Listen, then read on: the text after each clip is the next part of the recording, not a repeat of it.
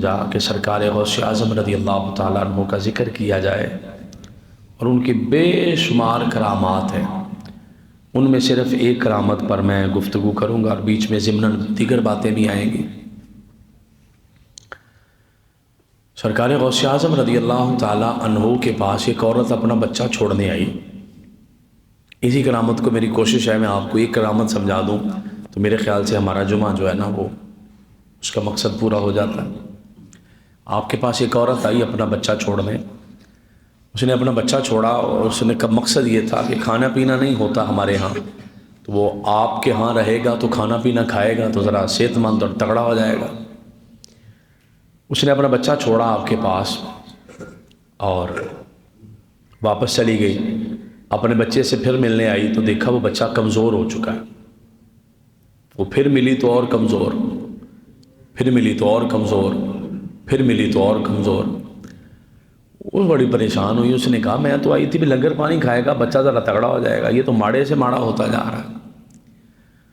اس نے نا اسے غصہ آیا، وہ سرکار غوث اعظم رضی اللہ تعالیٰ عنہ آپ تشریف فرما تو اندر گئی، تو اس نے دروازہ تھا اس کو پیر مارا، اور پیر مار کے دروازہ کھولا، اور اندر جا کے غصے سے اب اظہار کرنے لگی، اب میرے بیٹے کو کھانے کے لیے کیوں نہیں کچھ دیتے، میرے بیٹے کو بھی تو دینا کچھ کھانے۔ تو دیکھا کہ شیخ عبد القادر جیلانی قدس سرہ الربانی آپ نے سامنے ایک بھنی ہوئی مرغی رکھی ہے اور وہ کھا رہے ہیں۔ اس کو تو اور غصہ آ گیا، اسے دیکھا بھی میرا بچہ بھوکا ہے اور آپ مرغیاں کھا رہے ہیں۔ آپ اس کی باتیں سنتے رہے، وہ بولتی رہی، گفتگو ہو گئی۔ جب اس کی گفتگو ختم ہو گئی تو جو ہڈیاں تھیں مرغی کی آپ نے اکٹھی کی، ان پر ہاتھ پھیرا تو جو مرغی کھائی تھی اس کو پھر زندہ فرما دیا، اور آگے جو جملہ بولا اس کو ذرا اس پہ زیادہ توجہ کی ضرورت ہے۔ آپ فرمانے لگے بی بی جب تیرا بیٹا اس مقام پر آئے گا نا،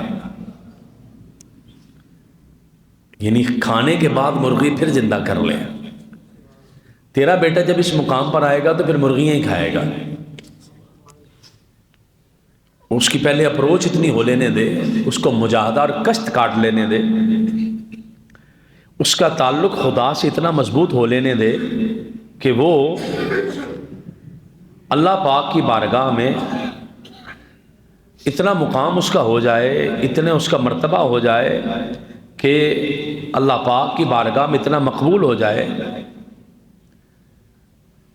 کہ ذبح شدہ کٹی ہوئی پکی ہوئی مرغی کو جب زندہ کر سکے گا تو پھر اللہ اسے بھی توفیق دے گا، وہ مرغیاں ہی کھائے گا۔ بات تو بڑی سادہ سی ہے، اس کے اندر جو بات سمجھنے والی ہے، اس کا مطلب یہ ہے کہ سرکار غوث اعظم رضی اللہ تعالیٰ عنہ کی اتنی پہنچ ہے کہ کسی مردہ چیز کو بھی زندہ فرما سکتے ہیں۔ مسئلہ یہ ہے، اب اس مسئلے پہ میں نے آپ کے سامنے قرآن سے چند دلیلیں رکھنی ہیں کہ آیا اللہ کے سوا بھی کوئی بندہ مرے ہوئے چیز کو زندہ کر سکتا ہے کہ نہیں کر سکتا؟ سوال صرف اتنا ہے، اس کا جواب ہم ڈھونڈنے لگے ہیں قرآن سے، اور اس پر میں نے چند آپ کو دلائل دینے ہیں۔ مجھے امید ہے کہ مسئلہ میں واضح کرنے میں کامیاب ہو جاؤں گا۔ اب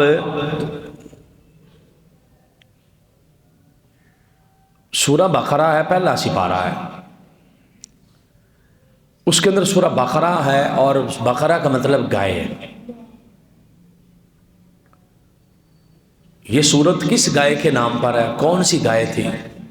ایک اللہ کا بہت نیک آدمی فوت ہو جاتا ہے، فوت ہونے سے پہلے اپنی بیوی سے کہتا ہے بھئی یہ میری گائے ہے، چھوٹی سی بچی ہے، تو اسے میں جنگل میں چھوڑ کے آ جاتا ہوں، میرے بعد میرے بچوں کو دے دینا، تاکہ میرے بیٹے کو دے دینا تاکہ وہ اپنا روزگار اور زندگی اچھے طریقے سے گزار سکے، یہ گائے اسے دے دینا، اور اسے کہہ دینا کہ جنگل میں جا کے کھڑا ہو کے یوں آواز دے، جب تھوڑا جوان ہو جائے تو یہ گائے اس کے پاس خود چل کے آ جائے گی،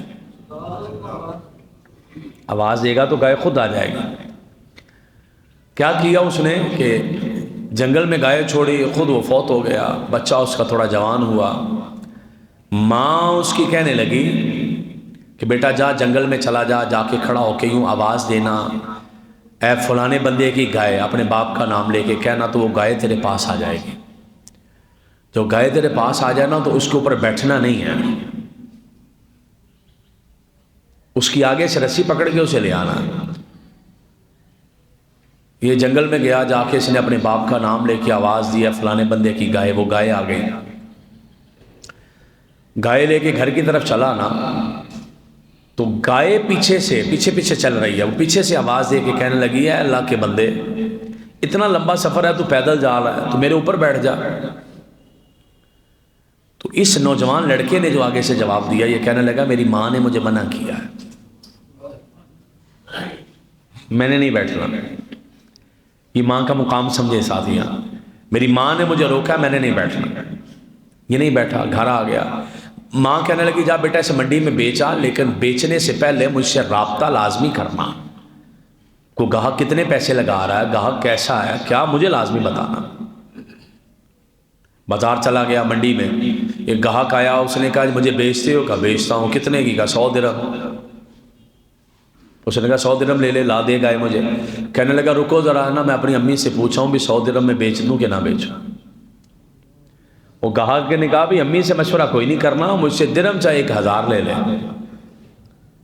امی سے نہیں مشورہ کرنا، میرے ساتھ سودا کیا تو مجھے گائے دے، چاہے 1000 درہم لے لے۔ اس نے کہا تو 1000 درہم میں لے رہا؟ اس نے کہا لے رہا ہوں۔ تو یہ بچہ کہنے لگا رکو ذرا میں اپنی امی سے مشورہ کر رہا ہوں۔ اس نے کہا بھی 10,000 درہم لے لے، ماں سے مشورہ کیے بغیر گائے مجھے دے دے۔ اس نے کہا جی 10,000 میں تو لے گا؟ اس نے کہا لوں گا۔ کہنے لگا رک ذرا میں اپنی ماں سے پوچھا ہوں۔ یہ گھر آیا اپنی ماں کے پاس پوچھنے کے لیے، کہنے لگا امی جی اتنا بڑا ایک گاہک آیا، 100 درہم، 1000 درہم، 10,000 درہم، اتنے پیسے دے رہا ہے تو گائے اسے بیچ دوں میں؟ ماں نے آگے سے جواب دیا، ماں کہنے لگی بیٹا وہ جو تجھے دے رہا ہے نا پیسے 10,000 درہم، وہ کوئی گاہک نہیں ہے، وہ اللہ کا کوئی فرشتہ لگ رہا ہے، جا اس سے پوچھ کے آ گائے بیچوں بھی کہ نہ بیچوں میں۔ تو اگلی بات پوچھ کے گائے کا سودا نہ کر، اس سے یہ چلا گیا، جا کے کہنے لگا گائے بیچوں کہ نہ بیچوں۔ اس بچے نے جب سوال کیا، فرشتے نے آگے سے جواب دیا، اس نے کہا ابھی نہ بیچو، ایک تھوڑا ٹائم ہے آنے والا، یہ گائے اتنی مہنگی بکے گی کہ دنیا میں اتنی مہنگی گائے کو بکی نہیں ہوگی، ابھی رک جاؤ تھوڑا سا۔ اس نے کہا ٹھیک ہے، رک گیا۔ حضرت موسیٰ علیہ السلام کا زمانہ ہے، اور حضرت موسیٰ علیہ السلام کے زمانے میں ایک بھتیجے نے اپنا چچا مار دیا، قتل کر دیا۔ اب وہ بھتیجا روز حضرت موسیٰ علیہ السلام کی بارگاہ میں آ جائے اور آ کر کہے کہ مجھے بتائیں کہ میرا جو ہے نا وہ چچا کس نے قتل کیا۔ آپ فرمائیں تجھے بتاتے ہیں، ٹھہر جا، نہیں بتائیں میرا چچا کس نے مارا۔ مارا اس نے تھا مال کے لالچ میں، بار بار آئے آپ بار بار منع کریں، وہ بار بار آیا بار بار منع کریں، وہ بار بار آیا بار بار منع کریں۔ اللہ کی بارگاہ میں عرض کی یا اللہ یہ مجھ سے بار بار پوچھتا ہے کہ میرا چچا کس نے قتل کیا، تو اگر اجازت دیتے ہیں تو پھر میں بتا نہ دوں۔ اللہ کی طرف سے اجازت ہے۔ فرمایا نہیں موسیٰ ایسے نہیں بتانا، یا اللہ پھر کیا کرنا ہے؟ فرمایا موسیٰ انہیں کہے کہ اللہ پاک تمہیں حکم دیتا ہے کہ ایک گائے ذبح کرو۔ وَإِذْ قَالَ مُوسَىٰ لِقَوْمِهِ إِنَّ اللَّهَ يَأْمُرُكُمْ أَن تَذْبَحُوا بَقَرَةً، اور جب موسیٰ علیہ السلام نے اپنی قوم سے فرمایا کہ تمہیں خدا حکم دیتا ہے ایک گائے ذبح کرو، قَالُوا أَتَتَّخِذُنَا هُزُوًا، وہ کہنے لگے کہ اے موسیٰ کیا آپ ہمیں مذاق بنا رہے ہیں، ہمارا مذاق اڑا رہے ہیں؟ ہم پوچھ رہے ہیں کہ قاتل کون ہے اور آپ کہہ رہے ہیں کہ گائے ذبح کی جائے۔ گائے ذبح کرنے کا قاتل کے ساتھ کیا تعلق ہے، کیا واسطہ ہے؟ حضرت موسیٰ علیہ السلام کو قوم نے کہا قال اعوذ باللہ ان اکون من الجاہلین، حضرت موسیٰ علیہ السلام نے آگے سے کہا میں خدا کی پناہ مانگتا ہوں کہ میں جاہلوں میں سے ہو جاؤں۔ نبی مذاق اڑایا کرتے ہیں کسی کا؟ نبی تو مذاق نہیں اڑاتے۔ تو یہ مسخرہ مذاق اور ٹھٹھا کرنا یہ تو جاہلوں کا کام ہے، میں تھوڑی مذاق اڑا رہا ہوں تمہارا۔ اللہ کا حکم آیا کہ گائے ذبح کرو۔ انہوں نے کہا ٹھیک ہے جی، قالوا ادع لنا ربک یبین لنا ما ہی، وہ آگے سے کہنے لگے کہ اے موسیٰ یہ ٹھیک ہے اگر اللہ نے کہا گائے ذبح کرو، لیکن اپنے رب سے دعا کریں کہ اللہ ہمیں کیسی گائے کا ذبح کرنے کا فرما رہا ہے، کہ گائے کیسی ذبح کرنی ہے۔ اب جب انہوں نے سوال کیا کہ پوچھ کے آئے اپنے رب سے کہ گائے ذبح کیسے کرنی ہے، تو اللہ پاک نے جواب دیا قال انہ یقول انہا بقرۃ لا فارض ولا بکر۔ اللہ پاک نے کہا کہ وہ ایسی گائے ہو نہ بوڑھی ہو اور نہ ہی بہت چھوٹی بچیا ہو، درمیانی گائے ہو، اسے ذبح کیا جائے۔ یہ موسیٰ کی قوم سوال کر رہی ہے بار بار، اور بار بار کے سوال بندے کو پھنسا دیتے ہیں۔ آقا علیہ الصلوۃ والسلام تشریف فرمائے تو آقا نے فرمایا للہ علی الناس حج البیت من استطاع الیہ سبیلا، لوگوں تم پر خدا کے گھر کا حج فرض کر دیا گیا۔ ایک صحابی رسول حضرت اقرا بن حابس اٹھ کے کھڑے ہو کے کہنے لگے یا رسول اللہ ہر سال فرض ہے؟ آقا چپ ہو گئے، وہ پھر آ گئے حضور ہر سال فرض ہے؟ آقا چپ ہو گئے، وہ پھر آ گئے حضور ہر سال فرض ہے؟ آقا نے فرمایا اگر میں نے ایک بار بھی کہہ دیا نا ہر سال فرض ہے تو میرے کہنے سے اللہ نے ہر سال فرض فرما دینا۔ یہ سیاستہ کی حدیث ہے اور قرآن کی آیت کی تفسیر ہے، کسی کو اٹھا کے دیکھو۔ تو بار بار سوال نہ کرو، جو میں نے کہہ دیا بس اتنا ہی کرو، ایک بار زندگی میں کر لو کافی ہے۔ بار بار کہو گے میں نے کہہ دیا تو فرض ہو جانا ہے۔ آقا علیہ السلام نے نماز تراویح کی جماعت 3 دن کروائی ہے، چوتھے دن نہیں آئے باہر جماعت کے لیے۔ حضور کس لیے نہیں آئے؟ پر میں اگر آج بھی پڑھ دیتا تو مجھے ڈر تھا کہیں فرض نہ کر دی جائے، پھر تم سے ہونا نہیں تھا۔ آقا علیہ السلام نے فرمایا اگر مجھے خوف نہ ہو تم پر مشقت کا تو میں تم پر مسواک فرض کر دوں ہر نماز سے پہلے،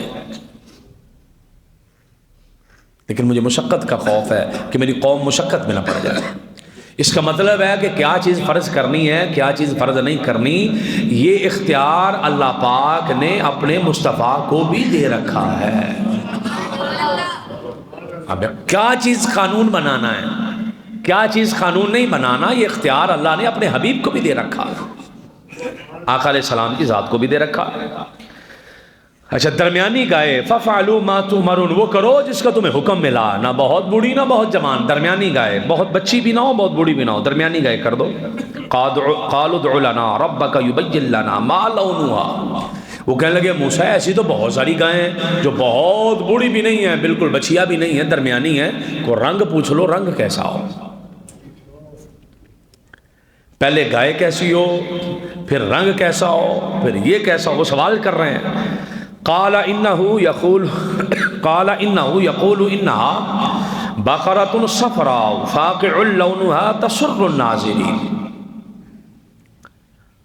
جب انہوں نے کہا نا رنگ کیسا ہو تو حضرت موسیٰ علیہ السلام نے فرمایا میرا رب کہتا ہے وہ ایک پیلے رنگ کی گائے ہے جس کی رنگت گہری چمکدار ہے، دیکھنے والے کو خوشی محسوس ہوتی ہے، خوش ہو جاتے ہیں دیکھنے والے، ایسی چمکدار گائے، پیلے رنگ کی گائے جو دیکھنے والے کو خوش کر دے۔ اس لیے یہ قرآن کی آیت سے ہمارے علماء نے مسئلہ نکالا ہے کہ پیلا رنگ دیکھنے سے بندے کو خوشی ہوتی ہے۔ کئی ہمارے بزرگ پیلے رنگ کا جوتا پہنتے ہیں اور کئی بیچارے مرزا جیل میں جیسے مذاق اڑاتے ہیں کہ پیلے رنگ دی جوتیاں کتوں آ گئی ہیں، تو چونکہ گائے کا چمڑا پیلے رنگ کا، اور قرآن کہہ رہا فاقع لونھا، اس کا رنگ دیکھنے والے کو خوش کرے گا، فاقع لونھا تسر الناظرین، رنگ اس کا چمکدار دیکھنے والوں کو خوشی، دیکھنے والوں کے ذہن میں خوشی ڈال دے گا۔ تو اس لیے وہ پیلے رنگ کا جوتا پہن کے مولا علی شیر خدا کرم اللہ وجہ الکریم نے فرمایا پیلے رنگ کا جوتا پہنا کرو، اس سے مصیبتیں اور اس سے ٹینشنیں کم ہوتی ہیں۔ تو وہ بیچارہ وہ مرزا جیل میں بیٹھا جیلم کے اندر، وہ جو اس کے منہ میں آتا ہے کہہ جاتا ہے، اسے سمجھ ہی نہیں آتی میں نے کیا کہنا ہے کیا نہیں کہنا۔ تو حالانکہ تو مولا علی شیر خدا کا فرمان بھی موجود ہے اس مسئلے پر، تو ہم مانے مولا علی کی کہ اس کی مانے؟ آقا نے فرمایا میں علم کا شہر اور علی میرا دروازہ، تو جو علم کے شہر کا دروازہ ہے اس کا علم مانے یا اس 1.5% کے بندے کا مانے؟ اس لیے یہ چیزیں جو ہوتی ہیں نا، یہ علماء جب بیان کرتے ہیں تو ظاہر ہے کتابوں سے پڑھ کر بیان کر رہے ہوتے ہیں، وہ اپنی طرف سے نہیں کسی کو چھوڑ رہے ہوتے، اور قرآن کی واضح آیت موجود ہے کہ اس گائے کا جو چمڑا ہے فاقع لونھا تسر الناظرین، دیکھنے والے کو خوشی دے دیتی ہے، دیکھنے والے خوش ہو جاتے ہیں۔ اچھا جب انہوں نے کہا کہ وہ رنگ ایسا ہو تو پھر اب کہنے لگے آگے سے وہ جو قوم ہے قالوا ادْعُ لَنَا رَبَّكَ يُبَيِّن لَنَا مَا هِيَ إِنَّ الْبَقَرَةَ تَشَابَهَ عَلَيْنَا، کہنے لگے موسیٰ اللہ سے کہو ہمیں نہ سمجھ نہیں آ رہی گائے کیسی ہے، تو ہم پر مشتبہ ہو گئی ہے گائے، اللہ سے تھوڑا اور کلیئر کروا لو۔ پیلے رنگ کی گائے جو دیکھنے والے کو خوش کرے ایسی گائے بھی بہت ساری ہیں، تو تھوڑا سا نا ذرا ہمیں اور تھوڑا کلیئر کروا دیں تاکہ پتہ چل جائے۔ موسیٰ علیہ السلام نے پھر سوال کر دیا، قال انہ یقول انہا بقرۃ لا ذلول تثیر الارض ولا تسقی الحرث مسلمۃ لا شیۃ فیہا قالوا الآن جئت بالحق فذبحوها وما كادوا يفعلون۔ قرآن کی آیت رب کائنات نے ارشاد فرمایا کہ اللہ پاک نے پھر آگے سے جواب دیا، ایسی گائے ہے جس سے خدمت نہیں لی گئی، جس کو زمین میں ہل چلانے کے لیے نہیں جوتا گیا، نہ اس سے پانی نکالا گیا، بے عیب ہے، داغ کوئی نہیں ہے، صاف ستھرا چمڑا ہے، کوئی کٹ کا نشان، کوئی زخم کا نشان نہیں ہے، سارا رنگ بھی بتا دیا، عمر بھی بتا دی، اس نے اس کی جسم کی حیت کیسے ہو، ایک ایک چیز بتا دی۔ کہنے لگے اب آپ نے ہمیں حق بتایا ہے۔ اب ایسی گائے کہاں سے ملے کہ جس کا ہل بھی نہیں جوتا ہوا، جس کے اوپر پانی بھی نہیں نکالا گیا، جس کے اوپر کسی نے سواری نہیں کی، جس کا رنگ پیلا ہے، دیکھنے والوں کو خوش کر رہا ہے، چمکدار ہے، بہت بوڑھی بھی نہیں ہے، بالکل بچیا بھی نہیں، گائے نہ ملے۔ ڈھونڈ ڈھونڈ کے بنی اسرائیل ادھر جا ادھر جا ادھر جا، گائے نہ ملے۔ سوال کر کر کے پہلے کوئی بھی علماء نے لکھا، پہلے کوئی گائے ذبح کرتے مسئلہ حل ہو جانا تھا، ڈھونڈنا تو قاتل تھا، مارا کس نے، تو کوئی گائے ذبح کر دیتے پکڑ کے کام ہو جانا تھا۔ لیکن وہ جیسے جیسے سوال کرتے گئے آگے آگے کہنے لگتی گئی، یہ بھی کرو پھر یہ بھی کرو پھر یہ بھی کرو پھر یہ بھی کرو، پھر کر کر کے نتیجہ کہاں آیا اب یہ سنیے گا۔ گائے ڈھونڈتے ڈھونڈتے ڈھونڈتے، وہ نہیں میں نے پہلے بتائی گائے آپ کو بچے والی، اس دروازے پہ دستک دی تو اندر سے وہی گائے نکلی جو جس کی انہیں تلاش ہے۔ نہ کسی نے ہل جوتا ہے، نہ کسی نے پانی نکالا، نہ کوئی داغ ہے، رنگ پیلا زرد ہے، دیکھ کر بڑا خوش ہو جاتا ہے بندہ، اور بہت بوڑھی بھی نہیں ہے، بہت بچیا بھی نہیں ہے، درمیانی گائے ہے، جسم پر زخم بھی کوئی نہیں ہے، صاف ستھرا جو ایک پیس ملا پورے بنی اسرائیل میں وہی ملا ہے۔ انہوں نے کہا اب ہم نے گائے یہ لینی ہے۔ بچے سے پوچھا بیچو گا؟ کہا بیچوں گا۔ کتنے کی؟ کا رکو میں اپنی ماں سے پوچھ لوں۔ ماں سے پوچھنے گیا، ماں نے کیا جواب دیا؟ ماں نے کہا انہیں کہو گائے ذبح کرو، چمڑے میں سے گوشت نکال لو، سونا بھر کے ہمیں دے دو، گائے لے جاؤ۔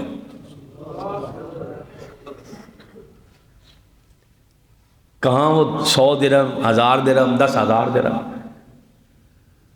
اور کہاں گائے ذبح کرو، گوشت نکال لو، چمڑے میں جتنا اس کے سونا آتا بھر کے ہمیں دے دو، گائے لے جاؤ۔ انہوں نے کہا جی اتنا سونا کا اتنے کی لینی ہے تو لے لو، ورنہ ہم نے نہیں بیچنی۔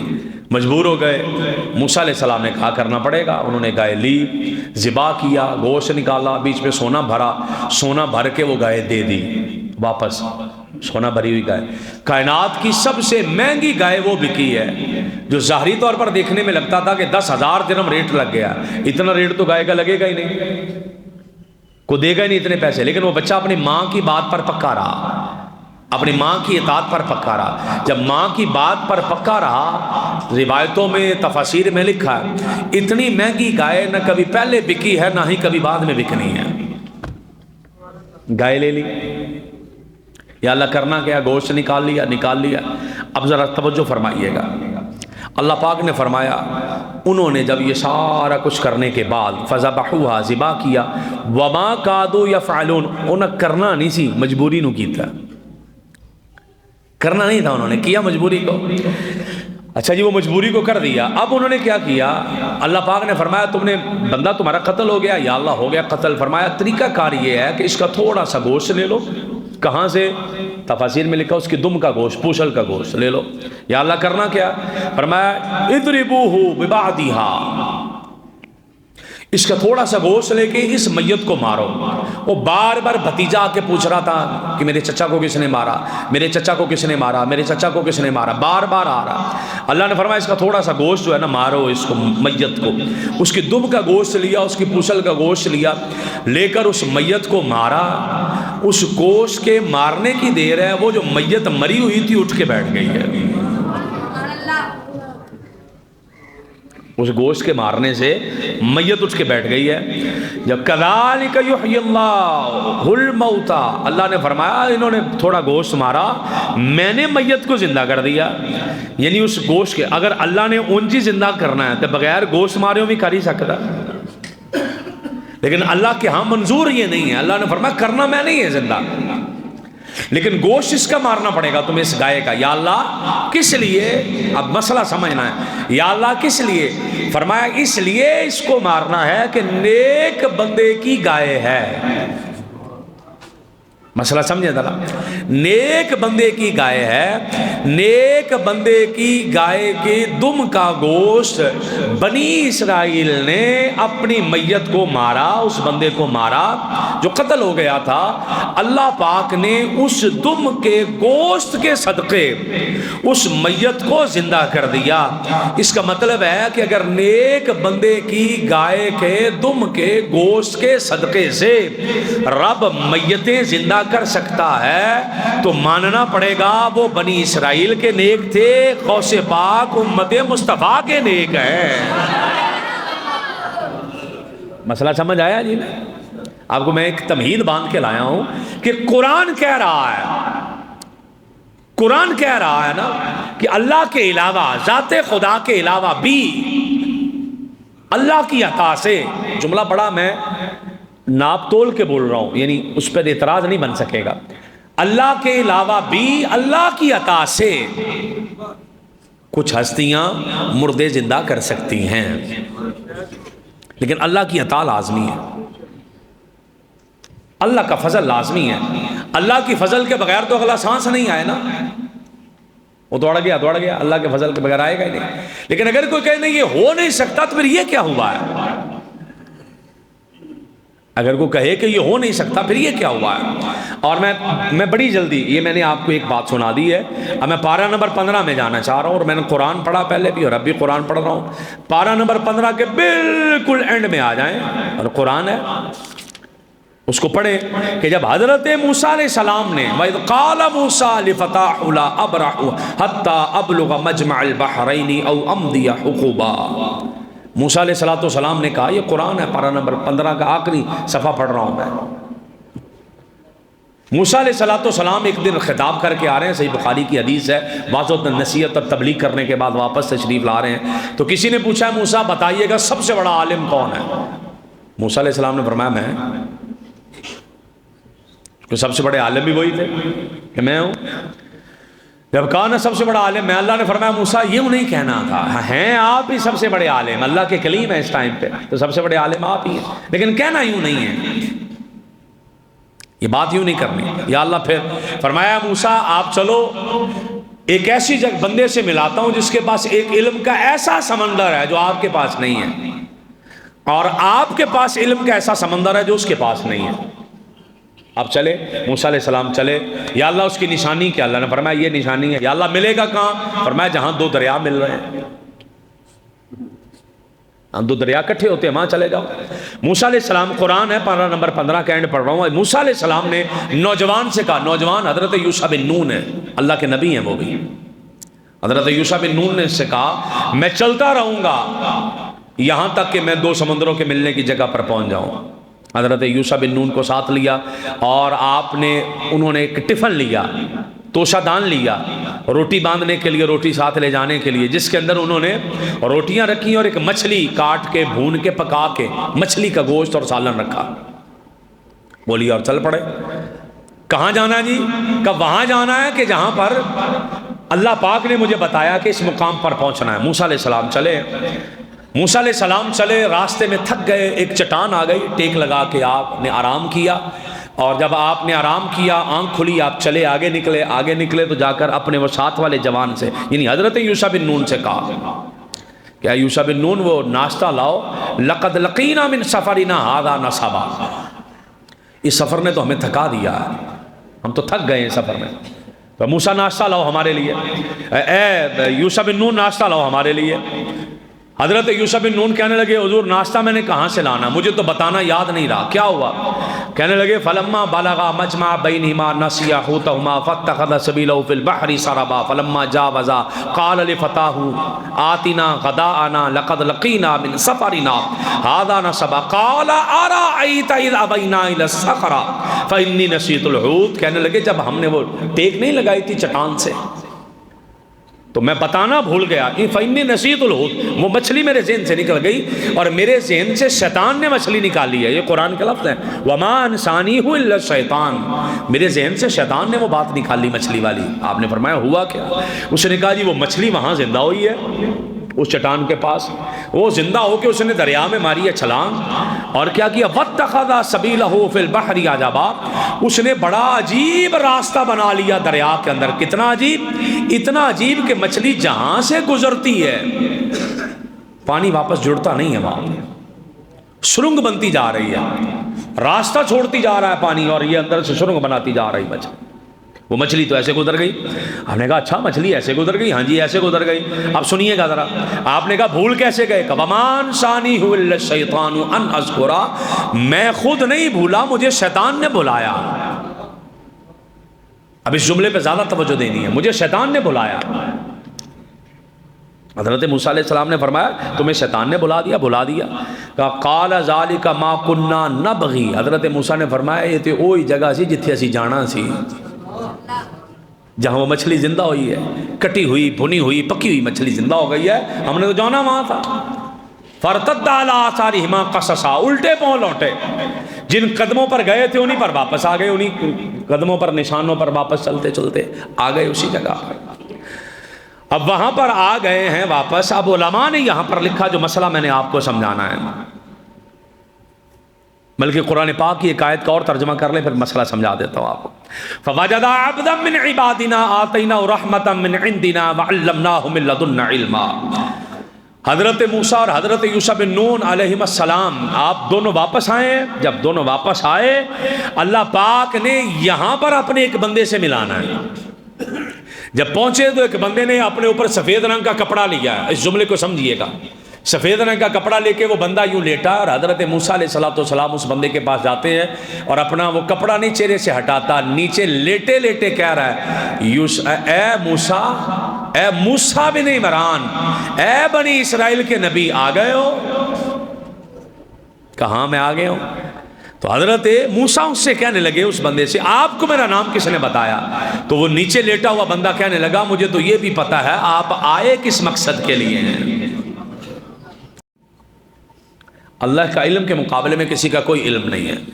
یہ حضرت موسیٰ علیہ السلام کو اس بندے نے کہا، جب اس بندے نے چہرے سے کپڑا ہٹایا تو وہ کوئی اور نہیں نکلا، وہ حضرت سیدنا خضر علیہ السلام نکلے۔ حضرت خضر سے ملاقات ہو گئی حضرت موسیٰ علیہ السلام کی۔ اب یہاں پر اٹھا کے دیکھیں تفسیریں اور علماء نے کیا لکھا ہے۔ وہ جو قرآن کہہ رہا کہ مچھلی زندہ ہو گئی، مچھلی نے دریا میں چھال ماری، چھلانگ ماری، اور مچھلی دریا میں چھلانگ مار کے راستہ بناتی ہوئی جا رہی ہے، جس کو بطور توشہ لیا، بطور کھانا لیا، وہ مچھلی زندہ کیسے ہو گئی ہے؟ تو علماء نے یہاں پر لکھا ہے، اور قرآن کی اس آیت کی تفسیر کو پڑھ کے دیکھیں، سب علماء نے لکھا وہ کیسے مچھلی زندہ ہو گئی، تو سب نے ایک ہی بات لکھی اور ایک ہی جملہ لکھا۔ وہ کہنے لگے دو وجوہات ہیں، ایک وجہ تو یہ ہے کہ حضرت خضر علیہ السلام اس مقام پر تھے، لیٹے تھے، آپ نے وہاں پانی سے وضو کیا تھا، اور اس وضو کے پانی کے چند چھینٹے اس مچھلی پر پڑے، اللہ نے اس پانی کے چھینٹوں کے صدقے سے اس مچھلی کو زندہ فرما دیا۔ بعض علماء نے یہ لکھا، بعض علماء نے یہ لکھا کہ حضرت خضر علیہ السلام لیٹے ہیں اور آپ کے جسم کو ہوا لگ کے گزری ہے، وہ ہوا لگی مچھلی کو، اس ہوا کی وجہ سے حضرت خضر علیہ السلام کے جسم کی لگی ہوا کی وجہ سے اللہ نے اس مچھلی کو زندہ فرما دیا۔ دو باتیں ہیں، یا چھینٹے پڑے ہیں یا ہوا گزری ہے، دونوں میں سے ایک ہی بات ہے۔ آپ چھینٹے رکھ لیں یا آپ ہوا کی بات کر لیں، ماننا پڑے گا کہ اللہ کی عطا سے حضرت خضر علیہ السلام کو یہ مقام حاصل ہے کہ آپ کے جسم کو لگا پانی اگر کسی میت کو بھی لگ جاتا ہے اللہ اسے بھی زندہ فرما دیتا ہے۔ بلکہ ایک جملہ اور بھی ذہن میں رکھیے گا، خضر کہتے ہیں سبزے کو، گنبد خضرا، سبز رنگ کا گنبد، مدینہ پاک میں جو گنبد ہے گنبد خضرا کہتے ہیں، سبز رنگ کا گنبد، تو خضر کہتے ہیں سبزے کو، ہریالی کو۔ حضرت خضر کا نام خضر کیوں پڑا؟ اب اس بات کو بھی سمجھیے گا اور اس کو ذہن میں جگہ دیجیے گا۔ حضرت خضر کا نام خضر اس لیے پڑا ہے کہ جس جگہ پر پاؤں رکھتے وہاں خشک گھاس ہوتی حضرت خضر کے قدموں کی برکت سے اللہ اسے سرسبز و شاداب فرما دیا کرتا. یہ حضرت خضر علیہ السلام کے صدقے سے ہوتا تھا. حضرت خضر علیہ السلام کو اللہ نے طاقت عطا فرما رکھی, نام ہی خضر پڑ گیا. اور 4 نبی جو زندہ ہیں اب تک, جنہیں موت نہیں آئی, قرب قیامت میں تو سب کو ایک مرتبہ آئے گی, 4 نبی جنہیں موت نہیں آئی, ان میں سے ایک حضرت خضر علیہ السلام ہے, اور آج بھی لوگوں کی مدد کرتے ہیں حضرت خضر علیہ السلام. یہاں رک کے ایک بات سمجھانا چاہ رہا ہوں اور اس کی تھوڑی توجہ چاہوں گا آپ کی. حضرت خضر علیہ السلام جن سے ملاقات کے لیے حضرت موسیٰ علیہ السلام گئے, جب آقا علیہ السلام کا وصال ہوا تو حضرت مولا علی شیر خدا کہتے ہیں کہ گھر کے کونے سے کسی کے رونے کی آواز آئی, اور کسی نے عربی زبان میں شعر پڑھے کہ اللہ کی رحمت آئی تھی اور اللہ کی رحمت چلی گئی ہے. اللہ کا فضل ہوا تھا, اللہ کے حبیب آئے تھے, اللہ کے حبیب چلے گئے, اور کسی کے رونے کی آواز آئی. تو حضرت علی المرتضیٰ سے کسی نے پوچھا یہ کون رو رہا ہے؟ تو حضرت علی شیر خدا کرم اللہ وجہ الکریم نے فرمایا یہ حضرت خضر علیہ السلام رو رہے ہیں آقا علیہ السلام کے وصال پر. بے شمار اولیاء, بے شمار علماء کو ملے ہیں حضرت خضر علیہ السلام. میں نے بہت مرتبہ آپ کو باتیں بتائی ہیں. یہ اورنگزیب عالمگیر اور اس کا بھائی دارا شکوہ آپس میں لڑے, جب جنگ ہونے لگ پڑی ایک دوسرے کے سامنے آ گئے, تو کسی نے دارا سے کہا, دارا بڑا فاسق اور فاجر گناہگار آدمی تھا, باپ کے بعد دارے کا ذہن تھا کہ قبضہ میرا ہو جائے سلطنت پر, اور اورنگزیب کا تھا کہ میرا ہو جائے قبضہ سلطنت پر. تو دارے کو کسی نے بتایا کہ جا جنگل میں چلا جا, فاسق اور فاجر اور زانی اور شرابی آدمی تھا, جا جنگل میں چلا جا, اللہ کا ایک بندہ بیٹھا وہاں پر, اگر اس نے تیرے حق میں دعا کر دی تو اللہ پاک تجھے یہ دلی کا تخت عطا فرما دے گا. تو جا کر دیکھا ایک بابا مسلح پر بیٹھا, اور مسلح پھٹا پرانا, کپڑے پھٹے پرانے, اور چہرے پر مٹی پڑی ہے, ہاتھ میں تسبیح, سامنے قرآن, سر پہ ٹوپی, وہ بابا جی اللہ اللہ کر رہے ہیں. دارے نے جا کے سلام کیا, سلام کر کے کہنے لگا بابا جی دعا کرو اللہ پاک مجھے دلی کا تخت دے دے, باپ کے بعد میں حکومت کرنا چاہتا ہوں. وہ بابا جی جو مسلح پر بیٹھے انہوں نے سارا ہی پہلے دارا دیکھا, دیکھنے کے بعد اس کا رویہ دیکھا, اس کا انداز دیکھا, اور آپ مسلح سے اٹھ کے کھڑے ہو کر کہنے لگے تو نے دلی کا تخت لینا ہے؟ جی حضور لینا ہے. آپ نے فرمایا تخت لینا تو آجا بیٹھ جا مسلح پہ. دارے نے دیکھا بھی یہ تو مسلح پہ مٹی پڑی ہے اور حالت بری ہوئی پڑی ہے, تو میرے تو کپڑے گندے ہو جائیں. کہنے لگا حضرت تسی دعا ہی کر دے ہو, آپ دعا ہی کر دیں. جب کہا آپ دعا ہی کر دیں, آپ نے فرمایا جا پتر پھر دیکھیں گے دعا کرنی بھی ہے کہ نہیں کرنی. کسی نے اورنگزیب کو بتایا کہ ایک بابا جنگل میں رہتا ہے, یہی بابا جس کے لیے دعا کرتا اللہ فضل کر دیتا. اورنگزیب نے آ کے سلام عرض کیا, ہاتھ جوڑ کر بڑی عاجزی سے, لجاجت سے, بڑا ترلا کر کے کہنے لگے بابا جی دلی کا تخت چاہ رہا ہوں تاکہ خدا اور اس کے رسول کے دین کی خدمت ہو جائے, قرآن اور حدیث لوگوں کو سنایا جائے.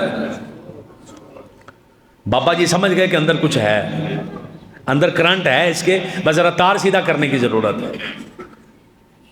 بندے کے اندر کرنٹ ہے, میں قرآن اور حدیث کی خدمت کرنا چاہ رہا ہوں, مجھے دلی کا تخت لے دیں. اور اورنگزیب عالمگیری نے فتاوی عالمگیریہ لکھوایا 500 علماء سے, جو آج ہمارا شامل سلیبس ہے, ہمارے وکلاء بھی پڑھتے ہیں اسے.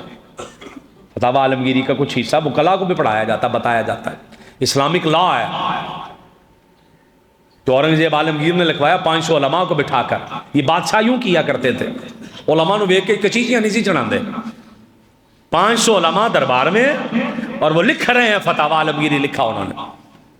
اورنگزیب عالمگیر رحمت اللہ تعالیٰ علیہ نے بابا جی سے کہا بابا جی مجھے دلی کا تخت لے دیں.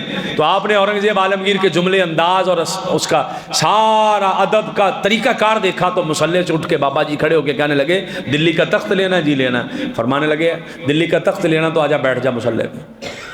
اورنگزیب نے ہاتھ جوڑ کر کہا حضور بیٹھنے کے قابل تو نہیں ہے, جی تسی کہندے جے تے بہ جانے ہیں, جی تسی کہندے جے تے بہ جانے ہیں. وہ دلی کا تخت لینے کے لیے اورنگزیب گیا, بابے نے مسلح پہ بٹھا دیا. مسلح پہ بٹھا کر بابا جی کہنے لگے ہاں پتر کیا لینا؟ کہنے لگے بابا جی دعا کرے اللہ دلی کا تخت عطا فرما دے. تو وہ جو بابا جی مسلح پہ بیٹھے کہنے لگے پتر او تے ہو گیا, ان کو شگے مانگنا, وہ تو ہو گیا کچھ آگے مانگ. کہنے لگے بابا جی وہ کیسے ہو گیا؟ آپ جملہ سن کے آپ کی سبحان اللہ بھی مدینے جانے والے ہے. بابا جی وہ کیسے, مسلح پہ آپ کے بیٹھا ہوں تو دلی کا تخت کیسے مل گیا؟ تو اس اورنگزیب کو اس بابا جی نے کہا پتر جس مسلح پہ تو بیٹھا نا, یہ مسلح نہیں ہے, یہ دلی کا تخت ہے. یہ دلی کا تخت ہے۔ اورنگزیب ذرا سیانا آدمی تھا، ذہین آدمی تھا، نیک بھی تھا، ذہین بھی تھا۔ اس نے کہا بابا جی تخت تو ہو گیا، تاج نہیں لا دیں دے، یہ نہ حکومت کروں لوگ گالیاں دیں بعد میں، لوگ دعا تو کریں میرے حق میں کہ عادل حکمران گیا، نیک گیا، پرہیزگار گیا۔ کہ پتر جنہ میرے کو شہر سے تینوں دے دیتا، اب اگر تاج لینا تو تیرے محل کے 6 7ویں کمرے میں ایک بابا جو تجھے وضو کرواتا اس کے پاس جا، جو تہجد کے ٹائم پہ تیرے پاس پانی کا لوٹا لے کر آتا اس کے پاس جا، یہ تاج اس کے پاس ہے۔ مطلب یہ کہ تخت میرے پاس ہے اور عزت اس کے پاس ہے۔ تخت تو نے لے لیا، عزت اس کے پاس سے لے لے۔ اورنگزیب کہتے ہیں میرے تو پسینے چھوٹ گئے کہ اس بابے کو تو دبکے بڑے مارے ہیں، وہ مجھے کہاں سے دے دے گا، وہ تو مجھے نہیں دے گا تاج۔ میں ساری رات نیند نہ آئی، کبھی کروٹ ادھر کھلے کبھی کروٹ ادھر کھلے، کرتے کرتے وہ صبح تہجد کا ٹائم آ گیا، دروازے پہ دستک ہو گئی، میں اٹھا دیکھا وہی بابا پانی کا لوٹا لے کے کھڑا۔ آجا پتر تہجد کی نماز پڑھ لے، تجھے وضو کروا دیں۔ میں وضو کرنے کے لیے آگے گیا تو میرا طریقہ کار تھا کہ کرسی پہ بیٹھ جاتا، بابا سامنے کھڑا ہو جاتا، وضو کرواتا۔ لیکن آج مجھے اس بابے سے کچھ لینا تھا۔ جب بابا سامنے کھڑا ہوا، میں کرسی پہ بیٹھا تو میں نے کہا بابا جی ترتیب نہ بدل رہی ہے۔ کہنے لگے کیسے؟ میں نے کہا بابا جی تسی ایتھے آؤ تو میں سامنے ہونا۔ بابا جی کرسی پہ بیٹھ گئے، مجھے وضو کروانے لگ پڑے۔ جب وہ وضو کروا رہے ہیں، ہاتھ دھل گئے، کلی ناک میں پانی، سارا کام ہو گیا۔ اس کے بعد بابا جی جب میں نے سر کا مسح بھی کر لیا، پاؤں دھلوانے لگے تو میں نے وہ میرے پاس کپڑا تھا صافہ امامہ، میں نے آگے کر کے کہا، میں نے کہا بابا جی اب میرے سر پگ نہیں بند دیں دے۔ مجھے کہنے لگے کس لیے؟ میں نے کہا بابا بن دیو نا۔ وہ بابے کو سمجھ آ گئی کہ میں کیا کروانا چاہ رہا ہوں۔ اس بابے نے وہیں پہ کھڑے کھڑے نا وہ جنگل کی طرف دیکھا، او جتھے وہ بابا بیٹھا ہے، یہاں پر اپنے محل میں کھڑے کھڑے یہ بابا جی کہنے لگے چنگی نہیں کی تھی یار، یارہ دے راز رکھ دینا، تو نے تو میرا راز بتا دیا کہ میرے پاس تاج ہے دلی کا۔ جب بابا باندھ رہا دستار اور روتے روتے کہہ رہا ہے اس نے میرا پردہ نہیں رکھا، میں نے اس کا پردہ نہیں رکھنا۔ کہ بابا جی وہ کیسے، اس کا پردہ کیوں نہیں رکھنا، وہ کون ہے بابا؟ تو یہ بابا دستار باندھنے والا کہہ رہا تمہیں پتا وہ کون ہے؟ نہیں حضرت مجھے نہیں پتا۔ فرمایا یہ وہی ہے جسے دنیا حضرت خضر علیہ السلام کہتی ہے، یہ وہی ہے جسے اللہ پاک نے اتنا نواز رکھا ہے۔ تو ان سے ملنے کے لیے حضرت موسیٰ علیہ السلام آئے، حضرت خضر علیہ السلام سے۔ مچھلی زندہ ہو گئی، ان کے جسم کا پانی لگا، مچھلی زندہ ہو گئی۔ جب مچھلی زندہ ہو گئی، ان کے جسم کا پانی لگنے سے سوال آپ احباب سے ہے۔ بعض لوگوں نے کہا حضرت خضر اللہ کے ولی ہیں، بعض نے کہا نبی، ہم نبی مانتے ہیں، ہم نبی مانتے ہیں۔ لیکن جب بندہ نبی ہوتا ہے، اس کو ذرا سمجھیے گا، اگر بندہ نبی ہوتا ہے نا، ایک بندے نے 16 پڑھی ہیں نا تو انہیں 10 بھی پڑھیاں ہوندی ہیں، انہیں 12 بھی پڑھیاں ہوندی ہیں، انہیں 14 بھی پڑھی، پھر ہی 16 ہوندی ہیں نا۔ یہ پاکستان نہ ہوئے تو پھر ہی 16 ہوندی ہیں، تو پہلے 12 پڑھے گا، 10 پڑھے گا، 12 پھر 14 پھر 16، تو وہ ایسے ترتیب سے جائے گا اوپر۔ تو جو نبی ہے ولی ہوگا ہی ہوگا، جو نبی ہے وہ ولی ہوگا، اس کے پاس ولایت ہوگی ہی ہوگی۔ وہ صدیقوں والا مقام بھی ہے، اس کے پاس شہیدوں والا مقام بھی ہے، اس کے پاس ولیوں والا مقام بھی ہے، غوثوں قطبوں ابدالوں والے سارے مقام اس کے پاس ہیں، کیونکہ وہ نبی ہے۔ اور سارے غوث قطب ابدال اور صحابی سب نیچے رہ جاتے ہیں جب ایک نبی کا مقام آ جاتا ہے۔ حضرت خضر علیہ السلام نبی تو پھر ہیں ہی ہیں نا، اگر نبی ہیں تو ولی تو پھر پکی بات ہے، کنفرم اب ولی بھی ہیں۔ تو حضرت خضر علیہ السلام کو ولی مانا جائے یا نبی مانا جائے، جس مسئلے پر آج ہمیں گفتگو کرنی ہے میں اس مسئلے کی طرف لا رہا ہوں کہ حضرت خضر علیہ السلام کو اگر آپ نبی مانیں، اگر آپ ولی مانیں، علماء نے دونوں باتیں کتابوں میں لکھی ہیں، لیکن یہ تو ماننا پڑے گا نا وہ مچھلی کیسے زندہ ہوئی ہے۔ آپ کے جسم کا پانی لگا تو وہ مچھلی زندہ ہو گئی، اور وہ مچھلی پانی کے اندر چلی گئی، یا آپ کے جسم کی ہوا لگی وہ مچھلی زندہ ہو گئی۔ مسئلہ صرف اتنا سمجھانا ہے کہ اگر حضرت خضر علیہ السلام کے جسم کو پانی لگے تو مچھلی زندہ ہو سکتی ہے، تو مصطفیٰ کریم کی ذات کا صدقہ ہے، غوث پاک کا ہاتھ پھر جائے تو مرغی بھی زندہ ہو سکتی ہے۔ مسئلہ سمجھ آیا کہ نہیں ہے؟ میں نے 2 دلیلیں آپ کو دے دی ہیں قرآن سے بڑی بڑی۔ مردے خدا کے علاوہ بھی خدا کی عطا سے زندہ کرتے ہیں، میں نے آپ کو قرآن سے دلیلیں دی، اور آپ کے اگر جائیں تو کسی مکتبہ فکر کا ترجمہ لے کر پڑھیں، میں ذمہ دار ہوں ایک ایک لفظ کا، ایک ایک نقطے کے ترجمے کا میں ذمہ دار ہوں، کہ میں نے کہاں ترجمہ کیا، کیا ترجمہ کیا، میں اس کا پابند ہوں گا۔ زبان کا فرق آ سکتا ہے، پنجابی اردو کا لفظ وہی ملیں گے، مفہوم وہی ملے گا۔ میں پابند ہوں گا اپنی بات کا کہ میں نے آپ کو قرآن سے بتایا۔ ایک میں نے آپ کو اور مثال دے دینی ہے قرآن سے تاکہ آپ کو مسئلہ سمجھ آ جائے کہ اللہ پاک کا فضل کتنا ہو جاتا ہے۔ اللہ پاک اپنے بندوں کے ذریعے بھی یہ کام لے لیتا ہے۔ اللہ پاک نے اپنے بندوں کو بھی یہ طاقت دے رکھی ہے کہ اللہ کی عطا سے مردوں کو زندہ فرما دیتے ہیں۔ میں نے تیسرا سپارہ نکال لیا، آپ احباب توجہ فرمائیے گا، آپ کے ذہن میں رہے یہ آیات مجھے زبانی بھی آتی ہیں چونکہ میں حافظ قرآن بھی ہوں، لیکن میں صرف بطور برکت کے لیے قرآن پکڑا ہے تاکہ ہمارا ایمان اور مضبوط ہو جائے، ہمارا عقیدہ اور مضبوط ہو جائے، اور آپ کو پتہ چل جائے کہ اللہ کے فضل سے اور اللہ کی توفیق سے ہم اہل سنت و جماعت کا عقیدہ وہ ہے جو اللہ کے قرآن میں بھی ہے اور مصطفیٰ کے فرمان میں بھی ہے۔ آپ کو ذرا یہ کلیئر ہو جائے مسئلہ، آپ کو پتہ چل جائے۔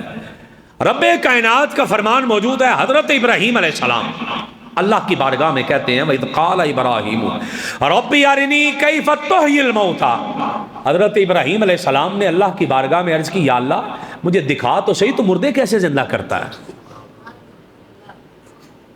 حضرت ابراہیم علیہ السلام نے کہا قَالَ أَوَلَمْ تُؤْمِنْ، اللہ نے فرمایا ابراہیم یقین نہیں ہے،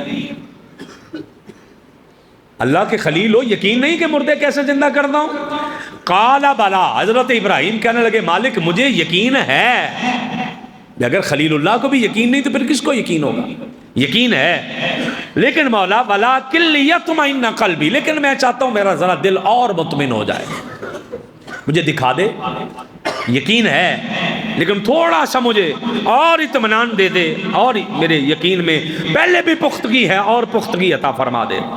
اللہ پاک نے فرمایا قال فخذ اربعۃ من الطیر فصرهن الیک ثم اجعل علی کل جبل منهن جزءا۔ اللہ نے فرمایا اے ابراہیم 4 پرندے لے لے، مرغ لیا، مور لیا، یہ 4 پرندے اکٹھے کر لیا آپ۔ یا اللہ اب کیا کرنا ہے؟ فرمایا ان کو ذبح کرو، مرغے ذبح کیے، وہ مرغے مور کو اور کبوتر کو اور چیزوں کو لے کر گدھ لیا ہے، ذبح کر لیا۔ یا اللہ اب کیا کرنا ہے؟ فرمایا ان کا قیمہ بنا لے۔ یا اللہ قیمہ بنا دیا۔ مالک اب کیا کرنا ہے؟ فرمایا یہ مکس کر دے، سارا قیمہ مکس کر دیا گیا۔ یا اللہ اب کیا کرنا ہے؟ فرمایا اس تھوڑا تھوڑا ان میں سے قیمہ لے لے اور پہاڑوں کے کونوں پر جا کر چوٹیوں پر رکھ دے۔ یا اللہ میں نے پہاڑوں کی چوٹیوں پر رکھ دیا، اب کیا کرنا ہے؟ قرآن کے لفظ ہیں ثم ادعہن یأتینک سعیا، ثم ادعہن یأتینک سعیا۔ یا اللہ میں نے پہاڑوں کی چوٹیوں پر قیمہ بھی رکھ دیا، اب کیا کروں؟ یہ حضرت ابراہیم علیہ السلام کا اللہ کے خلیل کی بات ہے۔ یا اللہ اب کیا کروں؟ فرمایا قیمہ مکس ہے، یا اللہ مکس ہے، ذبح ہو گئے، یا اللہ ہو گئے، پہاڑوں کی چوٹیوں پر چلا گیا، یا اللہ چلا گیا۔ رب کائنات نے ارشاد فرمایا اے میرے خلیل اب آواز دے ان 4 کا نام لے کر، ثم ادعہن، ادعہن پکار انہیں، ادعوہن، جو کہتے ہیں کسی مردے کو پکارنے سے بندہ کافر ہو جاتا ہے، انہیں کہو کہ ابراہیم علیہ السلام نے ان مرے ہوئے پرندوں کو پکارا تھا، اگر وہ کافر نہیں ہوتے اللہ کی عزت کی قسم ہے ان کے قدموں کی خاک کا صدقہ کافر ہم بھی کبھی نہیں ہوں گے۔ ادعوہن، فرمایا آواز تو انہیں پکارو، اس کا مطلب ہے کسی مردے کو پکارنے سے بندہ کافر نہیں ہوتا۔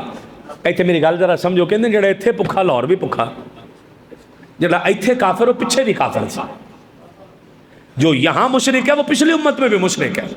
کسی عالم دین سے پوچھ لیں، جو اس امت میں شرک ہے وہ پچھلی امت میں بھی شرک تھا، جو اس امت میں کفر ہے وہ پچھلی امت میں بھی کفر ہے۔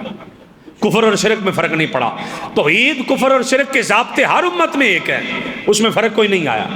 ہاں حلال حرام احکام میں فرق آیا، ورنہ توحید اور شرک، توحید اور رسالت، قیامت، حشر نشر، جزا سزا، یہ وہ عقیدے ہیں، ملائکہ کے عقیدے ہیں جو ہر امت میں مشترک اور بنیادی عقیدے ہیں۔ اگر کسی میت کو پکارنے سے بندہ مشرک ہوتا تو حضرت ابراہیم علیہ السلام کا کیا کرو گے؟ حضرت ابراہیم کا کیا کرو گے؟ ثم ادعوہن، ادعوہن، اے ابراہیم انہیں آواز دو۔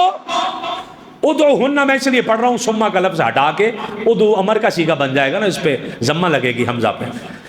ادعوہن یاتینک سعیا، اے ابراہیم نے آواز دو ان پرندوں کو جن کا قیمہ بھی ہو گیا۔ یا اللہ پھر کیا ہوگا؟ فرمایا آواز دینا آپ کا کام ہے، یہ چاروں کے چاروں زندہ ہو کے آپ کے پاس آ جائیں گے۔ سوال صرف اتنا سا ہے، بات صرف اتنی سی ہے کہ اگر حضرت ابراہیم علیہ السلام کی آواز پر وہ مردے زندہ ہو کے آ سکتے ہیں، چاروں پرندے زندہ ہو کے آ سکتے ہیں، اگر حضرت ابراہیم علیہ السلام مردوں کو زندہ کر سکتے ہیں، اسی طریقے سے حضرت ابراہیم کے قدموں کا صدقہ ہے میرا اور تیرا 11ویں والا پیر بھی اس مرغی کو زندہ کر سکتا ہے۔ اب مسئلہ سمجھ رہے آپ؟ میں آپ کو ایک اور مثال دینا چاہ رہا ہوں، اس صفحے پہ ایک اور مثال ہے لیکن میں اس کو نہیں دے رہا، میں آگے جا رہا ہوں اسی تیسرے سپارے میں۔ قرآن پاک کے اندر ہی تیسرے سپارے کے اندر موجود ہے کہ اللہ پاک نے ارشاد فرمایا کہ میں نے عیسیٰ علیہ السلام کو پیدا فرمایا بنی اسرائیل کی طرف، اور حضرت عیسیٰ نے کہا میں بنی اسرائیل کا رسول بن کے ہوں، انی قد جئتکم بآیۃ من ربکم، لوگوں سنو میں اللہ کی طرف سے اللہ کی نشانیاں لے کر تمہارے پاس رسول بن کر آیا ہوں، انی اخلق لکم من الطین کہیئۃ الطیر فانفخ فیہ فیکون طیرا باذن اللہ۔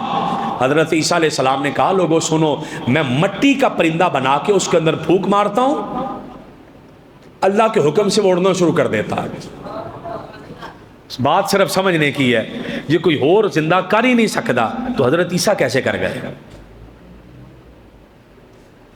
حضرت عیسیٰ کہہ رہے ہیں وَأُبْرِئُ الْأَكْمَحَ وَالْأَبْرَصَ وَأُحْيِي الْمَوْتَى بِإِذْنِ اللہ۔ لوگوں سنو جو مادرزاد اندھے ہوتے ہیں، جنہیں کوڑ کا مرض ہوتا ہے، وہ سفید سفید داغ پڑے ہوتے ہیں، یہ جو لوگ مادرزاد اندھے ہیں، کوڑ والے مرض ہیں، اللہ کے حکم سے میرے پاس آتے ہیں، میں اندھے جو مادرزاد ہیں جن کی آنکھوں کا نشان ہی نہیں ہے، میں مٹی کی گولیاں بنا کے رکھ کے ہاتھ پھیرتا ہوں، اللہ عیسیٰ علیہ السلام کے ہاتھوں کا صدقہ انہیں آنکھیں عطا فرما دیتا ہے، اللہ کوڑیوں کو شفا دے دیتا ہے۔ اور حضرت عیسیٰ علیہ السلام مردے بھی زندہ فرما رہے ہیں۔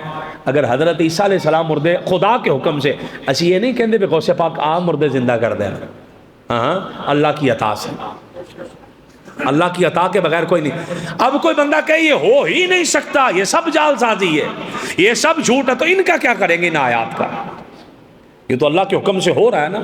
کہاں لکھا ہے کہ ان آیات میں جو بیان کیا گیا وہ صرف انہی کے ساتھ خاص ہے؟ میں ایک حدیث اور پڑھنا چاہ رہا ہوں۔ آقا علیہ الصلوۃ والسلام کے پاس حضرت مولا علی شیر خدا ہے، آپ باہر نکلے، باہر جا رہے ہیں، آواز آئی السلام علیکہ یا رسول اللہ۔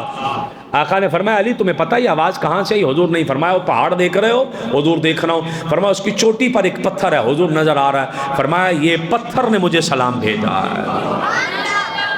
یہ پتھر زندہ ہو کے سلام بھیج سکتا ہے تو پھر مرے ہوئے بندے کا زندہ ہونا تو مشکل ہی کچھ نہیں ہے، روایتوں میں موجود ہے۔ آقا علیہ الصلوۃ والسلام نے زندہ فرمایا، بلکہ آقا علیہ الصلوۃ والسلام نے تو اتنا زندہ فرمایا، ایک عربی آ جاتا دیہاتی، اس نے گو کا شکار کیا ہوا ہے، گو نہیں ہوتا جانور چھپکلی کی طرح بہت بڑا سا ہے، گو اس نے شکار کی ہے، اس نے یہاں پر ڈالی ہوئی گو، منہ باندھ کے اس کا لا کے آقا علیہ السلام کے سامنے پھینک کر کہنے لگا میں نہیں جانتا آپ نبی ہیں کہ نہیں ہیں، لیکن میں آپ کے پاس آیا ہوں، اس گو کو میرا بھی پتہ نہیں اور آپ کا بھی پتہ نہیں ہے، اگر اس گو نے کلمہ پڑھ دیا تو میں بھی کلمہ پڑھ لوں گا۔ آقا علیہ السلام نے فرمایا دیکھ لے حضور میں نے دیکھ لیا، آپ گو سے کہیں۔ آقا نے فرمایا کھول اس کا منہ کھولا، آقا نے فرمایا بتا میں کون ہوں۔